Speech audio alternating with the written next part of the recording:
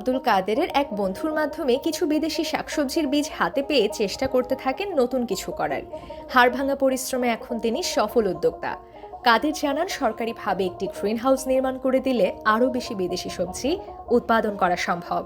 আমাকে যদি সরকারিভাবে একটা গ্রিন হাউস দেওয়া হয় তাহলে আমি আরেকটু উপকৃত হবে। আরও আমার ইচ্ছে ছিল আমি চেরি টমেটো, যেটা বাংলাদেশের ব্যাপক চাহিদা, প্লাস আমরা 300 থেকে 400 টাকা পাইকারি বিক্রি করা সম্ভব। তো আমি আমার তীব্র একটা ইচ্ছা, আমি চেরি টমেটো চাষ করতে চাই। প্লাস আমাদের ইন্ডিয়ান থাইল্যান্ড একটা শসা আছে যেগুলো কাঁটাযুক্ত, এটা চাষাবাদ করতে হলে আমাদের একটা গ্রিন হাউস প্রয়োজন, যার জন্য আমরা এই চাষাবাদটা করতে পারছি না।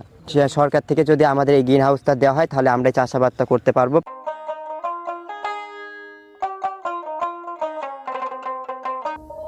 আব্দুল কাদেরের জমিতে অন্তত 14 ধরনের দেশি বিদেশি শাকসবজির চাষ হচ্ছে।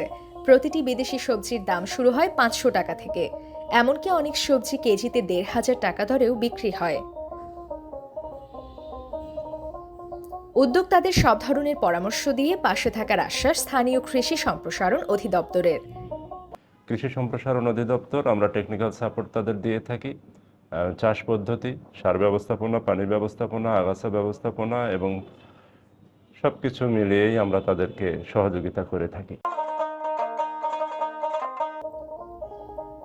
বড় হওয়ার প্রচণ্ড ইচ্ছা মানুষকে বড় করে তোলে।